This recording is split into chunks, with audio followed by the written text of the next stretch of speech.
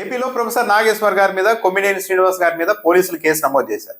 Janasena party నాయకులు ఫిర్యాదు ఇవ్వడంతో కాకినాడ జిల్లా సర్పవరం పోలీస్ స్టేషన్ లో కేసు నమోదు చేశారు. ప్రొఫెసర్ నాగేశ్వర్ అమిత్ షాను పవన్ కళ్యాణ్ కలిసినప్పుడు జరిగిన వ్యవహారాలపైన ఒక రాజకీయ విశ్లేషణ చేయడమే ఆయన చేసిన నేరం.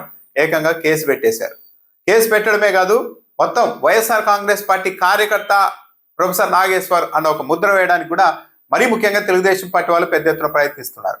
తెలుగుదేశం పార్టీ తన అధికారిక సోషల్ మీడియా ఖాతాలోనే ప్రొఫెసర్ నాగేశ్వర్ గారికి వైఎస్ఆర్సీపీ కండువా వేసి ఇతను వైసీపీ వ్యక్తి అని ప్రచారం చేస్తున్నారు. ఇక జనసేన పార్టీ వాళ్ళైతే అనుచితంగా కూడా ఆయన మీద వ్యాఖ్యలు చేస్తున్నారు. పేటీఎం అంటున్నారు, వైఎస్ఆర్సీపీకి అమ్ముడు పోయారని కూడా మాట్లాడుతూ ఉన్నారు. గమనించాల్సింది ఏంటంటే, ఇప్పటి వరకు బహుశా రాష్ట్ర చరిత్రలో కూడా ఒక రాజకీయ అంశం పైన విశ్లేషణ చేస్తే ఇంత స్థాయిలో రియాక్ట్ అయి కేసులు పెట్టి అందరూ వరుస పెట్టి నాగబాబు దగ్గర నుండి అందరూ కూడా వీడియోలు విడుదల చేసి ప్రొఫెసర్ నాగేశ్వర్ మీద దాడి చేయడం అన్నది ఒక అసాధారణ పరిణామం. ఈ వ్యాఖ్యల్ని తాను ఉపసంహరించుకుంటున్నాను అని చెబుతూనే ప్రొఫెసర్ నాగేశ్వర్ గారు ఒక విషయం చెప్పారు. జర్నలిస్టులు తమకున్న సోర్స్ ద్వారా, విశ్వసనీయమైన సోర్స్ ద్వారా విషయాల్ని బయటికి చెప్తూ ఉంటారు. నేను 30 ఏళ్ళుగా రాజకీయాల్లో ఇది చేస్తూ వచ్చాను.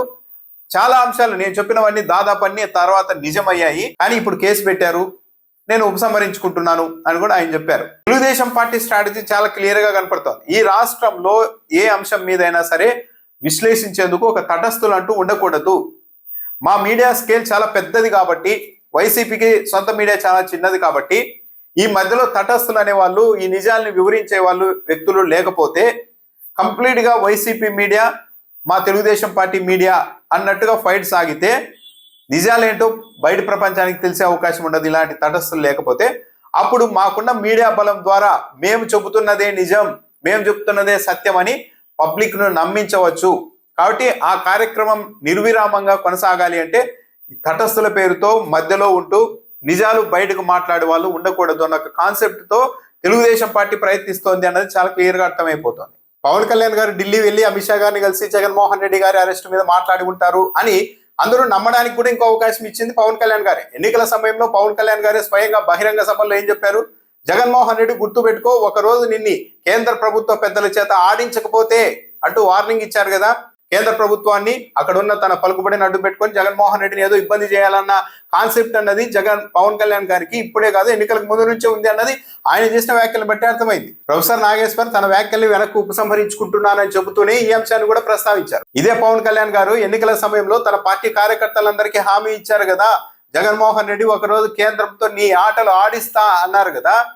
మరి ఈ రోజు మాత్రం మేము జగన్మోహన్ రెడ్డి గురించి కేంద్ర ప్రభుత్వం దగ్గర అడగలేదని జనసేన పార్టీ నాయకులు ఎలా చెప్తున్నారు అని కూడా ప్రొఫెసర్ నాగేశ్వర్ ప్రశ్నిస్తున్నారు. మరి ఇదే ఆంధ్రజ్యోతి పత్రిక జగన్మోహన్ రెడ్డి ముఖ్యమంత్రి హోదాలో ఢిల్లీకి వెళ్లి ప్రధాని గారిని, అమిత్ షా గారిని కలిసినా కూడా ఆ మరుసటి రోజు ఏం రాసేవాళ్ళు? కేసుల కోసం పోయారు, బతిమలాడుకున్నారు, రకరకాలుగా ఎంత దారుణంగా రాయాలో అంత దారుణంగా రాశారు కదా.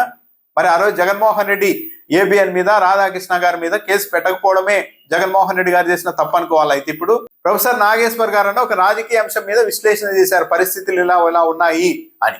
కానీ రాధాకృష్ణ గారు గతంలో జగన్మోహన్ రెడ్డి గారి మీద వ్యక్తిత్వ హననం చేశారు కదా. తన వీకెండ్ కామెంట్ లో ప్రతి వారం సీనియర్లు అలా వాపోతున్నారు, జగన్మోహన్ రెడ్డి గురించి ఇలా వాపోతున్నారు అంటూ రాసేవాళ్ళు కదా. మరి జగన్మోహన్ రెడ్డి కేసు పెట్టింటే ఆ రోజు సోర్స్ చెప్పేవాళ్ళ రాధాకృష్ణ గారు?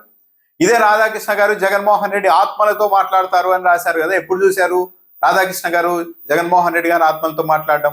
అంటే వీళ్ళైతే బెడ్రూమ్లోనికి వరకు చొరబడి మరీ విశ్లేషణలు చేయవచ్చు, రాయవచ్చు. కానీ ప్రొఫెసర్ నాగేశ్వర్ లాంటి వాళ్ళు ఒక రాజకీయ అంశం మీద, జరుగుతున్న పరిణామాల మీద ఒక విశ్లేషణ చేయగానే ఈ స్థాయిలో విరుచుకుపడుతూ ఉన్నారంటే ఎంత అభద్రతా భావంలో అధికార పార్టీ కూటమి ఉండాలి. ఈరోజు అధికారం ఉంది కాబట్టి తెలుగుదేశం పార్టీ వాళ్ళు, తెలుగుదేశం పార్టీ మీడియా యథేచ్ఛగా దాడి చేయవచ్చు. కానీ ఈ ప్రాక్టీస్ మొదలు పెట్టిన తర్వాత ఈ ప్రాక్టీస్ లో అత్యంత దూకుడుగా ఏమీ లేకపోయినా సరే అవతల వాళ్ళ మీద వ్యక్తిత్వ హరణానికి విపరీత స్థాయిలో అసత్య కథనాలు రాసే చరిత్ర ఏ మీడియా సంస్థలకు ఉందో ఈ రాష్ట్రంలో అందరికీ తెలుసు కదా. మరి రేపు ప్రొద్దున ప్రభుత్వాలు మారిన తర్వాత ఇంకా ఇలాంటి అంశాలతో, అసత్య ప్రచారాలతోనే మనుగడ సాధించే మీడియా సంస్థలు నిలబడగలుగుతాయా? ప్రొఫెసర్ నాగేశ్వర్ గారు ఒక రాజకీయ అంశం మీద విశ్లేషణ చేస్తే నేరం ఘోరమని జనసేన పార్టీ మాట్లాడుతోంది కదా. మరి పవన్ కళ్యాణ్ గారే స్వయంగా ఎన్ని అసత్య ప్రచారాలు చేయలేదు? జగన్మోహన్ రెడ్డికి అప్పుల రత్న బిరుదు ఇవ్వాలి, ఈ రాష్ట్రంలో అప్పు 15 లక్షల కోట్లకు పోయింది, 10 లక్షల కోట్లకు పోయిందని మాట్లాడారు కదా. ఏ సోర్స్తో పవన్ కళ్యాణ్ గారు ఆ రోజు మాట్లాడారు? పవన్ కళ్యాణ్ గారు చెప్పినట్టు 10 లక్షల కోట్లు, 15 లక్షల కోట్లు జగన్మోహన్ రెడ్డి అప్పు చేశారనేది పచ్చి అబద్ధమని అసెంబ్లీ వేదికగా పయ్యావుల కేశవ్ గారే చెప్పారు కదా. ఈ రాష్ట్రంలో 30,000 మంది మహిళలంతా మాయమైపోయారు. దాని వెనుక వాలంటీర్ల వ్యవస్థ ఉందంటూ మాట్లాడారు కదా పవన్ కళ్యాణ్ గారు. ఏ సోర్స్ తో మాట్లాడారు? అది నిజమని ఇప్పటికైనా నిరూపించగలుగుతారా? లేదు కదా. తిరుమల లడ్డూల్ని అయోధ్యకు పంపితే 1,00,000 లడ్డూల్లో జంతువుల కొవ్వు కలిపారని పవన్ కళ్యాణ్ గారు మాట్లాడారు. ఏ ఆధారంతో మాట్లాడారు? ఆ తర్వాత జంతువుల కొవ్వు కలిపారు అయోధ్యకు పంపిన లడ్డూల్లో అన్నది పచ్చి అబద్ధమని ఈనాడు పత్రిక కూడా రాసింది కదా. మరి పవన్ కళ్యాణ్ గారు మీరు అధికారంలో ఉన్నారు కాబట్టి మీరంతా నడుస్తోంది. కానీ మరి మీకంటే ప్రొఫెసర్ నాగేశ్వరరావు గారు ఒక రాజకీయ అంశం మీద చేసిన విశ్లేషణ నేరమా, లేకుంటే మీరు ఏకంగా 1,00,000 లడ్డూల్లో జంతువులకు కలిపేశారని చెప్పిన అంశం తీవ్రమైన నేరమా? టీడీపీని అమిత్ షా గారు నమ్మదగ్గ స్నేహితుడిగా చూడడం లేదు అన్నది ప్రొఫెసర్ నాగేశ్వరరావు గారు విశ్లేషిస్తే దాని మీద ఇంత దారుణంగా అటాక్ చేస్తున్నారు కదా. స్వయంగా పవన్ కళ్యాణ్ గారే చెప్పారు కదా, తెలుగుదేశం పార్టీతో బీజేపీకి పొత్తు కుదుర్చడానికి నేను చాలా ఇబ్బందులు పడాల్సి వచ్చింది, చివాట్లు కూడా తిన్నాను ఈ పొత్తు కోసం అని మాట్లాడారు కదా. నిజంగా తెలుగుదేశం పార్టీకి బీజేపీకి మధ్య సహజ సిద్ధమైన స్నేహం ఉంటే మీరు చివాట్లు పడి అంత కష్టపడాల్సిన అవసరం ఏమొచ్చి ఉండేది? ఏపీ పెద్దలు ఢిల్లీ వెళ్తే అక్కడ జగన్మోహన్ రెడ్డి అరెస్ట్ గురించి మాట్లాడతారు అన్నది ఈరోజు కొత్తగా చర్చలోకి వచ్చిన అంశం కాదు కదా. ఈరోజు తెలుగుదేశం పార్టీలోనే ఉన్నారు. నాడు బీజేపీ రాష్ట్ర అధ్యక్షుడిగా పనిచేసిన కన్నా లక్ష్మీనారాయణ గారే అన్నారు కదా, చంద్రబాబు నాయుడు గారు ఎప్పుడు ఢిల్లీ వెళ్ళినా సరే జగన్మోహన్ రెడ్డిని ఎప్పుడు అరెస్ట్ చేస్తారో చెప్పండి, జగన్మోహన్ రెడ్డిని అరెస్ట్ చేయండి అని అడిగేవారు అని స్వయంగా కన్నా లక్ష్మీనారాయణ గారే చెప్పారు కదా. ఈ నేపథ్యం ఉన్నప్పుడు బహుశా ఇది కూడా జరిగి ఉండవచ్చు అని అనుకొని ఉండవచ్చు. దాంతోపాటు ఈరోజు ప్రొఫెసర్ నాగేశ్వర్ గారు వెనక్కి తీసుకోవాల్సిన పరిస్థితులు రావడానికి కూడా ఇంకో కారణం కూడా ఉండొచ్చు. సోర్స్ ని ఇబ్బంది పెట్టకూడదు అన్న ఉద్దేశంతో ఆయన వెనక్కి తీసుకొని ఉండవచ్చు మాట. ఇలాంటి రాజకీయ అంశాల మీద విశ్లేషణ చేసినా సరే ఈ స్థాయిలో రెండు పార్టీలు, ప్రభుత్వము, పోలీసులు అందరూ ఇంత స్థాయిలో స్పందించడం అన్నది ఒక విధంగా ప్రభుత్వ అభద్రతా భావాన్ని, ప్రభుత్వం ఎంత సున్నితమైన పరిస్థితుల్లో ఉందో ఈ అంశాల ఆధారంగానే మనం అర్థం చేసుకోవచ్చు. ఎవరైనా సరే మాట్లాడితే ప్రొఫెసర్ నాగేశ్వర్ మీదే, ఎమ్మెల్సీలుగా పనిచేసిన నాగేశ్వర్ మీదే, ప్రొఫెసర్గా మొత్తం మేధావిగా 2 రాష్ట్రాల్లో గుర్తింపు ఉన్న ప్రొఫెసర్ నాగేశ్వర్నే, తెలంగాణకు చెందిన నాగేశ్వర్నే మేము కేసులు పెట్టగలుగుతున్నాం, ఆయన మీద ఇంత స్థాయిలో దాడి చేయగలుగుతున్నాం. కాబట్టి ఇంకొకరు ఎవరైనా సరే మీరు కనీసం ఆరోపణలు కాదు రాజకీయ పరిణామాలపైన తమకు వ్యతిరేకంగా విశ్లేషణ చేసినా సరే ఇగో ఈ స్థాయిలో ట్రీట్మెంట్ ఉంటుంది, ఇంత తీవ్రంగా మేము రియాక్ట్ అవుతామని మొత్తం అందరినీ బెదరగొట్టడానికి, సొసైటీలో సమాజంలో ఒక ప్యానిక్ క్రియేట్ చేయడానికి రాష్ట్ర ప్రభుత్వం ఈ వ్యవహారాన్ని నడిపింది అన్నది స్పష్టంగా అర్థమవుతోంది. ప్రస్తుతం టీడీపీ, జనసేన పార్టీ కలిసి ప్రొఫెసర్ నాగేశ్వర్ మీద దాడి చేస్తున్న అంశానికి సంబంధించిన ఈ విశ్లేషణను ప్రొఫెసర్ నాగేశ్వర్ చేసింది ఒక టీవీ ఛానల్. ఆ టీవీ ఛానల్ నిరంతరం జనసేన పార్టీ బాగుండాలని తప్పించే టీవీ ఛానల్.